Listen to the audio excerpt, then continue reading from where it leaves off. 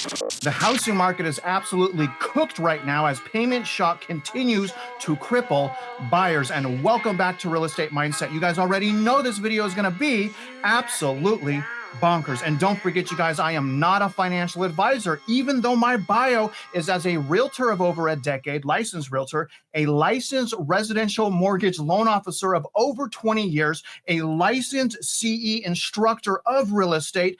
And don't forget this, someone that was a victim and lost everything through the global financial crisis. I had a bankruptcy, repo, foreclosure, and a six-figure tax lien follow me around for 9 years as I dug myself out of the gutter to get where I'm at today. And so all of that to ask you guys to like this video, comment, and don't forget, you guys, share this video. Now we're going to go over the most breaking news on the housing market, and I'm going to pull up a Redfin weekly housing market report that just came online a few hours ago, and it's going to show you guys historically high mortgage payments. We have a new record high mortgage payments, but before I get into that, I want to remind you guys of the two primary reasons why I believe that prices are not only going to go down in the housing market, that they're going to plummet in the housing market, potentially worse than 2008. So I'm going to go over those two reasons. Then we'll go into inventory. But where I want to start is by telling you guys and remind you guys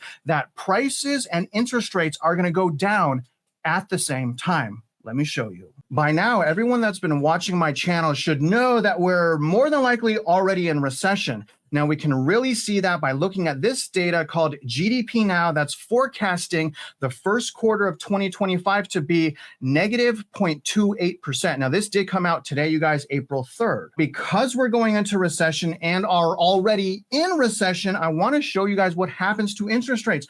Remember, like I've been saying for the last 2 years, interest rates are only going to go down if there's something wrong with the economy. This is a printout to the 1960s of residential mortgage rates. And you guys see that every time during a recession, interest rates go down. And I'll get to prices here in a minute. But I want to make that clear, you guys. Not only do they go down during the recession, they go down significantly after recession as well, sometimes for decades after recession. The exception is right here during 1974, where they actually went up. The two primary reasons that I'm saying that home prices are going to go down, it's not just because I want to be able to afford a house. Yeah, of course I want to be able to afford a house.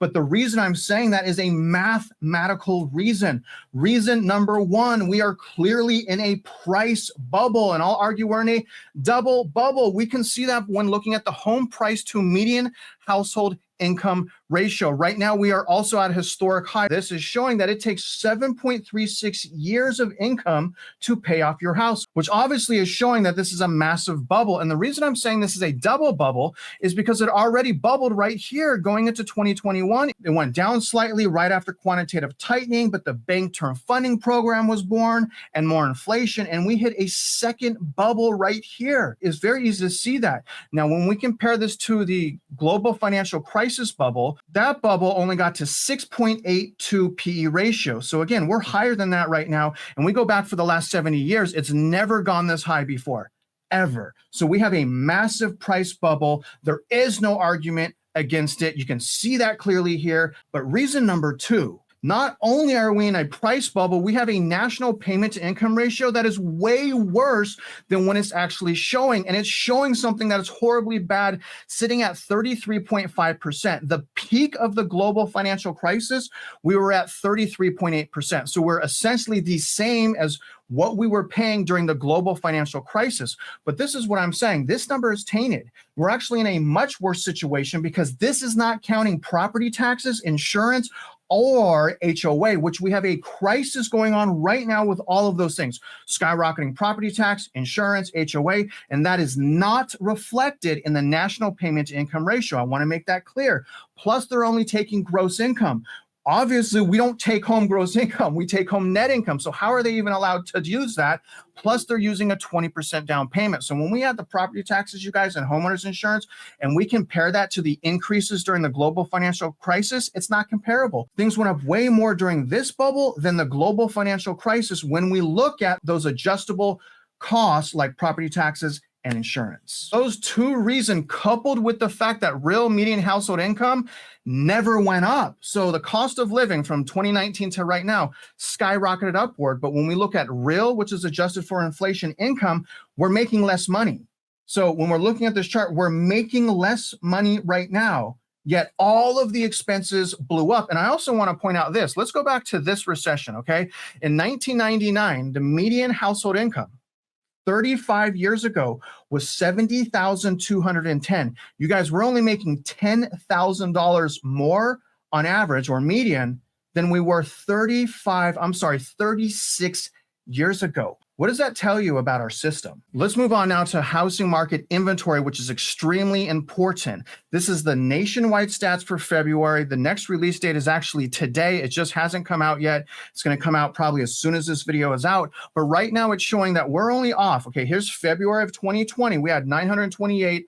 363,000. Right now we have 847, 825, which means we're only off by about 80,000 units. So we're 80,000 units away from pre-COVID inventory, yet the cost and the prices are through the roof. The housing market is bifurcated. There are still some states that are skyrocketing over where they were at pre-pandemic. You can see Texas right now is way over the average going back to 2016.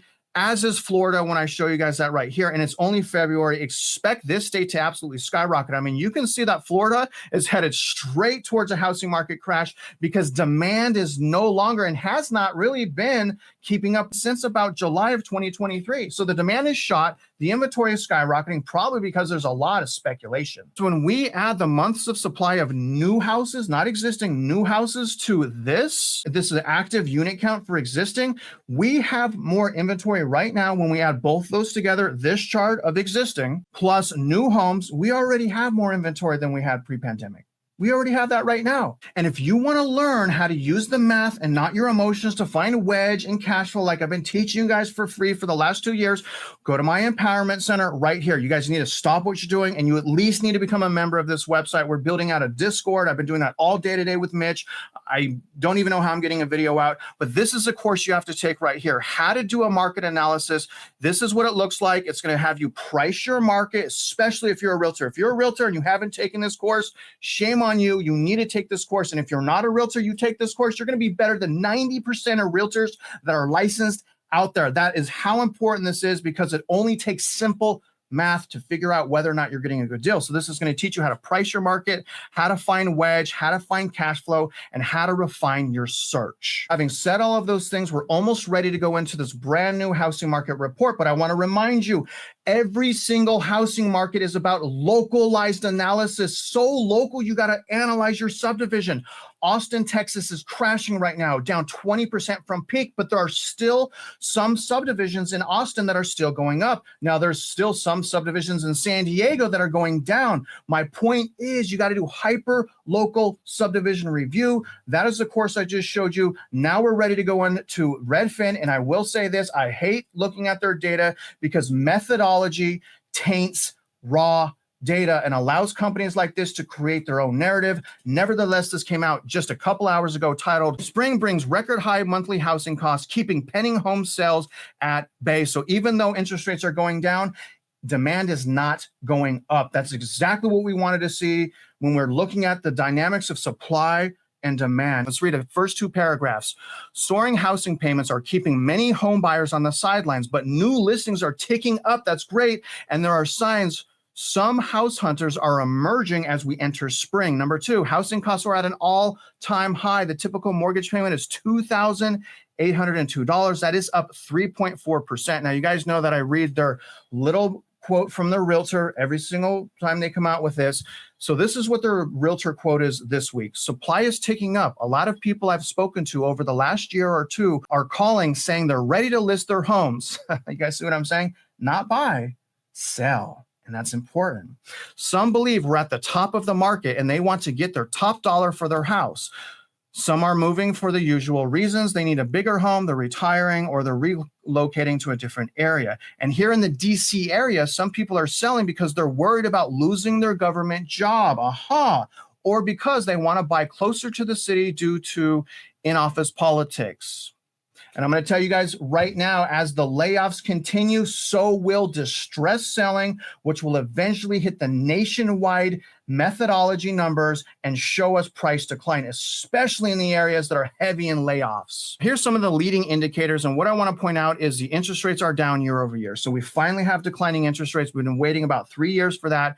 And they are saying that demand is going up. Look at that right here. Mortgage applications up 9%, but that is not closed deals. The actual closed deals are down 2.3% year over year, which means the interest rates going down a little bit doesn't matter because the prices are still overwhelmingly high.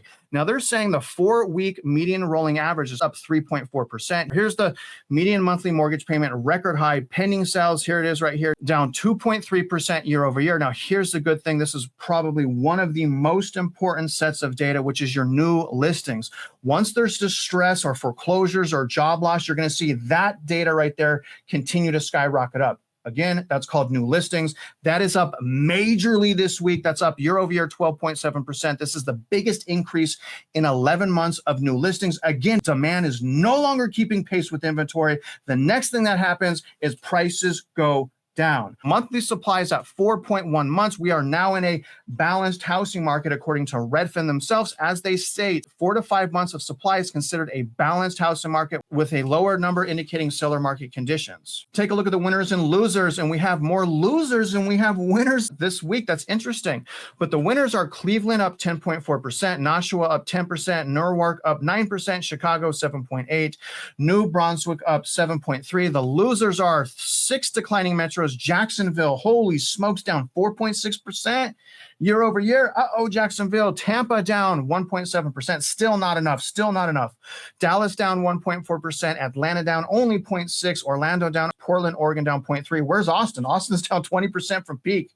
Austin's not on that list. Very interesting. Take a look at pending sales. I highlighted Houston because Houston's a huge housing market. It's the housing market that I'm in. We have massive amounts of migration into our housing market. So to see Houston down 11.4% year over year is telling me that I'm going to be able to get some killer deals really soon. But take a look at the new listings. This is what we want to see.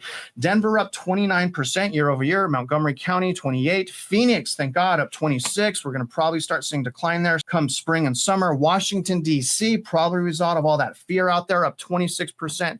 Boston up 23.1%. Here's the chart for median sales price. You guys can see that's up 3.4%. Now, I still think hopefully it will happen this year, but eventually we're going to be under that red line in 2022. I still think that for obvious reasons that I went over at the beginning of this video. When it comes to housing payments, I want to remind you that back in 2022, average housing payments were under $1,700.